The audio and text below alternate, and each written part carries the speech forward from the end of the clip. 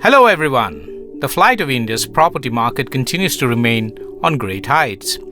According to the latest quarterly report titled Real Insight Residential January to March 2024 by the country's leading digital real estate brokerage firm proptiger.com, houses worth Rs 1.11 lakh crore were sold during the first quarter of the calendar year 2024, marking an impressive 68% increase in value terms as India's top 8 primary residential markets witnessed robust demand.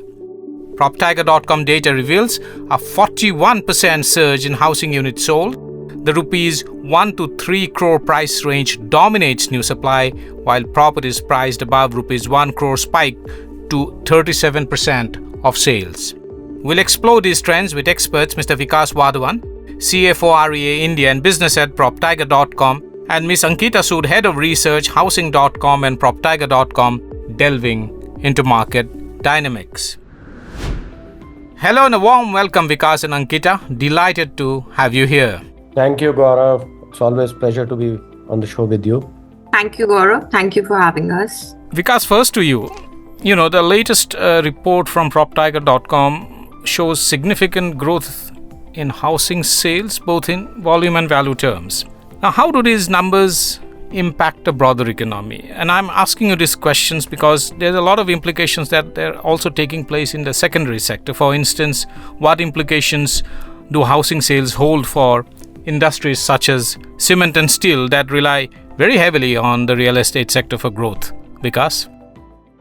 Gaurav, if we look at the last quarter performance and as the numbers presented in our latest report, residential sales surged by almost 41% YOY in Q1 of 2024, which translates into 120,000 odd units sold during the quarter, which is a pretty large number, while it is slightly lower than the previous quarter. But year on year, if we compare it with Q1 of 2023, there is a 41% increase. If we look at, as you rightly mentioned, value and volume both, if we look at the sales value, that crossed 1.1 lakh crore. And because the high price property contribution is growing in the overall pie, the growth in this particular bucket in terms of value is 68% increase YOY. To answer the second part of your question, how does this impact the broader economy? I think this definitely robust momentum in real estate sector is reflecting what's happening in the broader economy.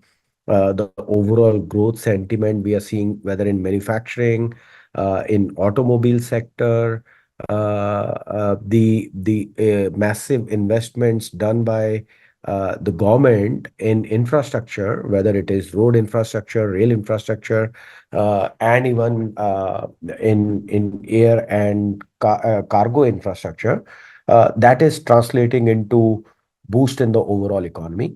I think one area is still a little bit of concern, which is the private capex has still not seen an uptake. It is majorly happening on the back of government spending or government capital investment in infrastructure. I'm pretty hopeful that in a couple of quarters, the private investment cycle will also kick in, which will further boost the overall economy. The other area, which is pretty reflective in these numbers, is the aspiration growth. If you look at real estate sector, it is mirroring what's happening in other sectors, whether it is automobile, F&B, FMCG, fashion. Similar trends have been observed where people are buying aspirational products, right? If you look at automobile sector, SUVs or crossovers, which used to contribute only 20-25% of the overall sales, has pretty much touched 50% in the overall automobile sales, car sales. So that reflects that Indian consumer is getting more and more aspirational, and that's reflected in fashion and FMCG as well. And a similar trend has been observed in real estate, where people are buying more and more expensive properties. This growth in real estate sector will have rub-off impact in many other sectors, as you rightly pointed out. whether it is core commodities like steel, cement, power, and ancillary industries. I think I'm pretty optimistic about the foreseeable future. That's true, Vikas. Ankita, moving on to you, and it would not be incorrect to say that India's housing market appears to be on an impressive trajectory. Residential property sales in the top 8 primary markets have demonstrated remarkably rapid growth.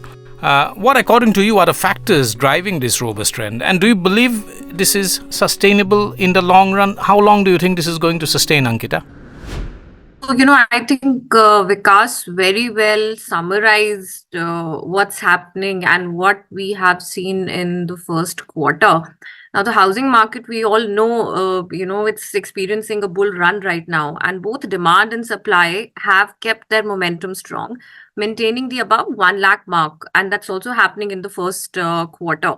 Now, the top 8 cities in Q1, the sales number, as already shared by Vikas, but to add to that, this 41% increase that's happened year on year, this is also the quarter where demand has outstripped the supply for the first time. So, not many units. So, we only had close to 1 lakh units pumped in the market in terms of new supply, but demand outstripped supply for the first time in Q1. So, definitely experiencing that upsurge. Now, coming on to the factors, as also highlighted by Vikas, that growth is across the segment, across the consumption basket.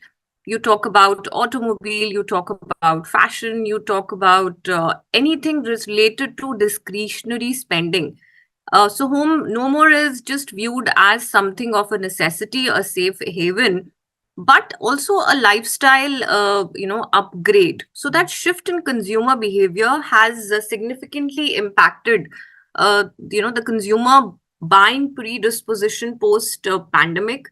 It's a long-term wealth building tool and also a lifestyle shift, a lifestyle upgrade, which the property buyers are experiencing. Now, interestingly, 37% of the sales that we saw in the March quarter was concentrated in the 1 crore and above price bracket. Now, that is testament enough to the fact, which is growing starkly from just a 11% share that we saw in 2019. So, with all the other aspects, people returning to work, or the sentiment booster that is posed by the interest rates, being paused right now, there is a discernible shift in the consumer buying patterns. That is, like I said, reflected in the upper end of the spectrum moving at a much faster pace. So, all of these factors together have contributed towards this upcycle that we are experiencing right now. That's true, Ankita. Vikas, if you look at the numbers, the bulk of the property transactions totaling rupees 1.1 lakh crore, as the proptiger.com report has shown, majority of these are concentrated in cities such as Mumbai, Hyderabad, Delhi NCR, and Pune. What this concentration indicates is their dominance of these cities in the real estate sector.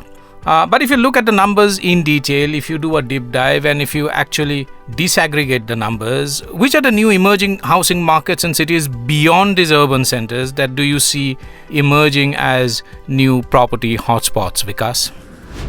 If you look at, while the dominance of top 8 cities, which you talked about, is good and not so good, I would suggest, because I think these top 8 cities are getting choked because of a lot of people are moving into these cities more than what these cities can accommodate or afford, and that's where we are seeing traffic problem, we are seeing high pollution, and so on and so forth. I think as a country we need many more urban centers or commercial centers where not only the real estate development happens, but also the commercial activity grows so that people can find jobs and stay in those cities. This will decongest these 8 cities, and also the growth will be spread over much larger region rather than being concentrated in these 8 cities. And that's relevant not only from a real estate perspective, but also from an overall GDP perspective, because even if you look at India's GDP, that's also concentrated hugely on the top 8 or 10 cities. Having said that, I think if you look at tier 2 cities, which are showing positive momentum, cities like Jaipur, Indore, Lucknow, Mohali, and Vadodara are witnessing significant growth in residential activity. And this is reflective of the commercial activities growing in these cities. These cities are becoming major centers of those respective states. So that is the trend which we've been observing. Even if you look at from investment perspective, I think tier 2 cities present significant investment opportunities, offering promising growth prospects, because the price points are still not comparatively as high as the price points which you see in some of these top 8 cities.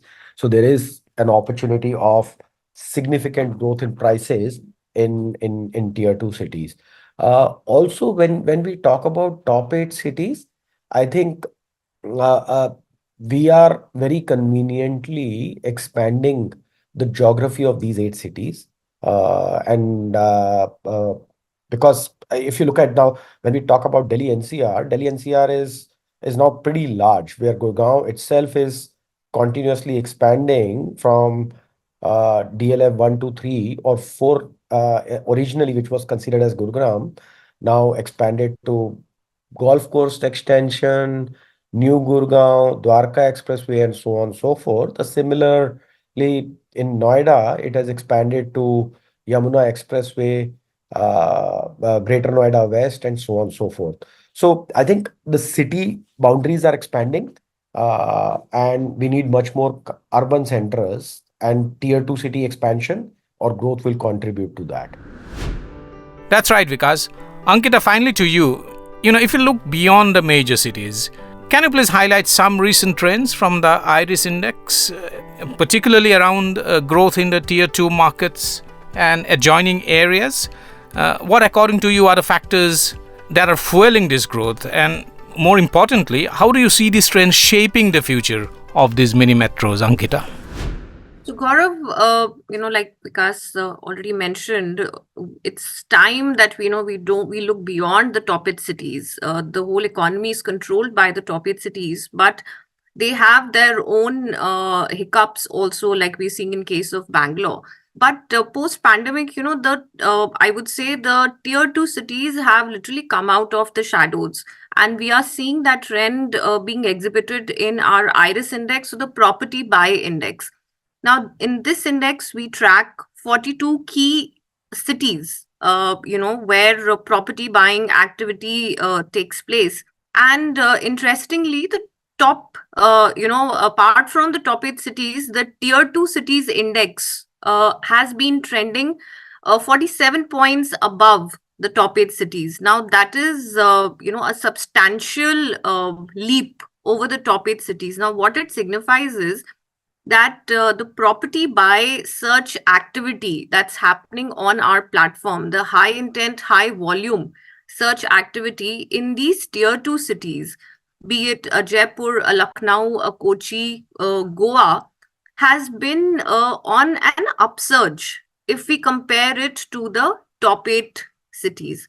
So, tier 2 cities, going forward also, they are going to, maintain this. That's the sense that we have.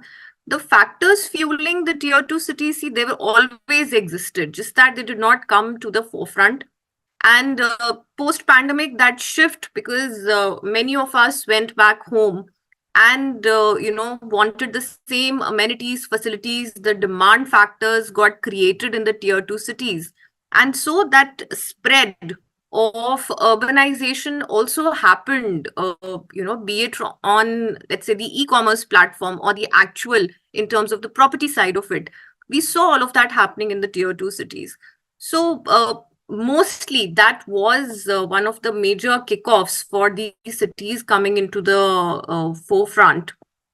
And Jaipur, Lucknow, Kochi, like I already mentioned, these cities have seen keen investor and end user interest on the platform. And we see that major notable developers have also taken positions across the tier 2 cities, and they plan to have certain product offerings in the coming future. So they hold a lot of importance for us going forward. Thank you, Vikas and Ankita, for sharing your deep insights. Thank you, Gaurav. Thank you, Gaurav. That's it from us for this episode. We shall be back again with a fresh episode of Keeping It Real by Housing.com with information and insights on the real estate industry. Whether you are a pro or a beginner, we are here to keep you informed and entertained in the world of Indian real estate. This is Keeping It Real by Housing.com, where we keep it real always. You can catch the episode on Housing.com on the Housing.com app, YouTube channel of Housing.com, on earshot.in, Spotify.com, Apple Podcasts, Google Podcasts, Ghana.com, and JioSaavn. Take care and stay safe.